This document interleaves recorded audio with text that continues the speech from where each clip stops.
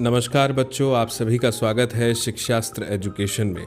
आज हम बात करेंगे आपकी कक्षा 1 में आपकी हिंदी की जो सुंदर सी पाठ्य पुस्तक है उसमें अध्याय 15 की, जिसका नाम है होली, जो कि एक आनंदमयी कविता है। तो चलिए शुरू करते हैं। सबसे पहले लिखा है, रंग रंगीली होली आई, सबके मन को होली भाई। अब बच्चों, आप सभी को होली का त्यौहार तो बहुत पसंद होगा। आपको होली में रंगों के साथ खेलना भी बहुत अच्छा लगता होगा। रंग बिरंगे माहौल में मस्ती करना, नाचना गाना और रंग भरे गुब्बारे एक दूसरे के ऊपर फेंकना, पिचकारी से एक दूसरे को रंग से गीला करना, उसकी बात ही अलग है। आगे लिखा है, खेलें कूदे खुशी मनाएं, ढोल बजाकर होली गाएं। आप देखते हैं, नृत्य गीत आदि करते हुए, ढोल बजाते हुए हम होली का त्यौहार मनाते हैं।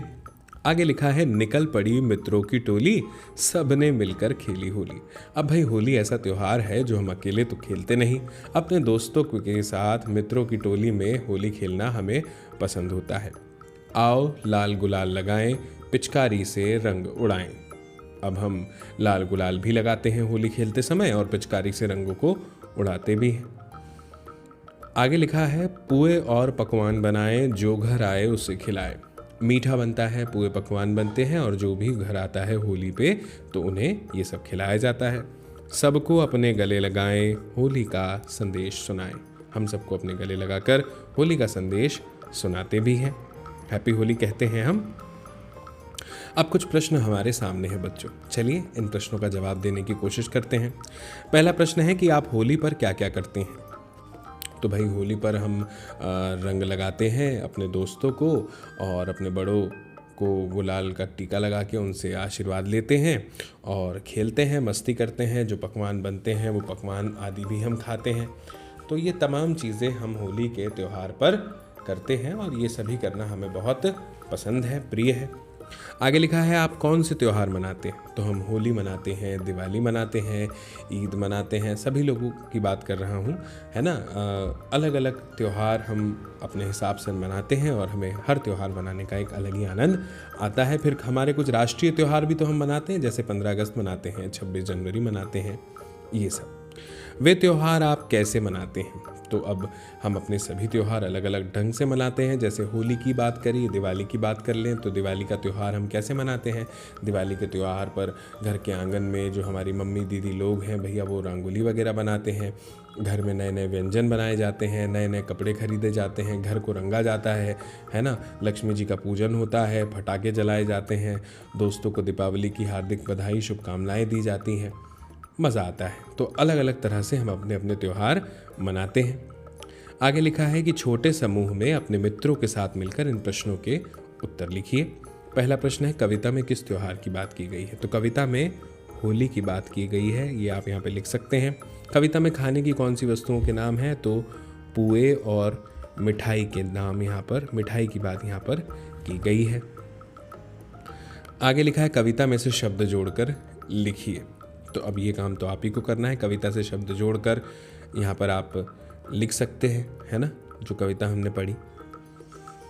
फिर आगे लिखा है, दिए गए शब्दों को पढ़िए, पहली ध्वनि को पहचानिए और अलग ध्वनि से होने वाले शब्दों पर गोला लगाइए। जैसे तीखा, मीठा, तेज, तोता। तो आप देखेंगे ये त से शुरू हो रहा है, तीखा ये त से शुरू हो रहा है, तेज ये त से शुरू हो रहा है, तोता, लेकिन ये मीठा जो है म से शुरू हो रहा है, इसलिए ये अलग है।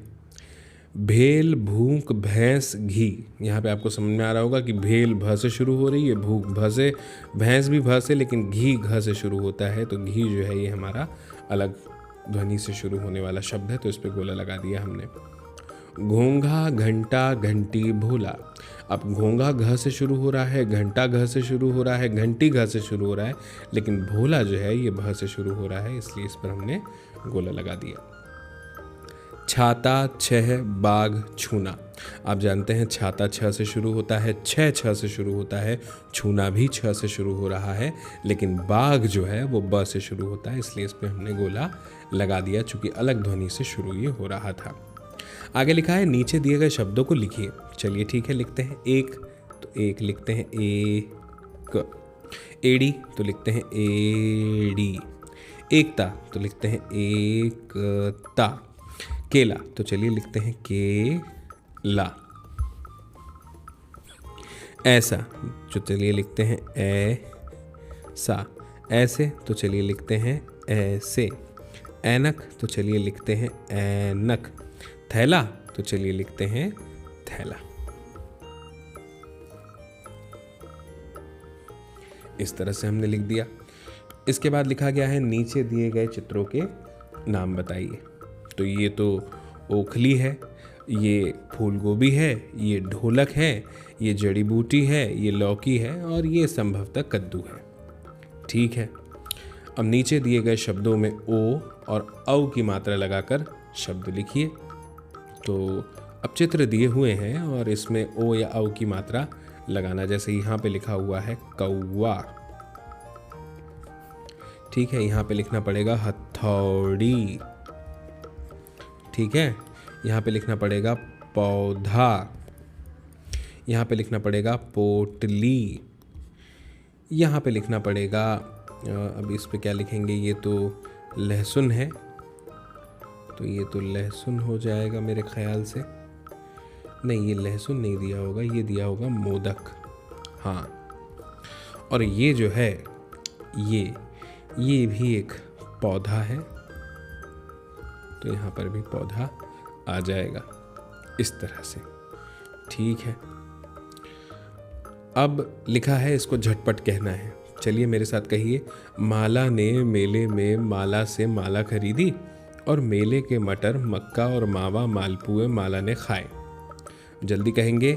माला ने मेले में माला से माला खरीदी और माला के मटर मक्का और मावा मालपुए माला ने खाए। इस तरह से।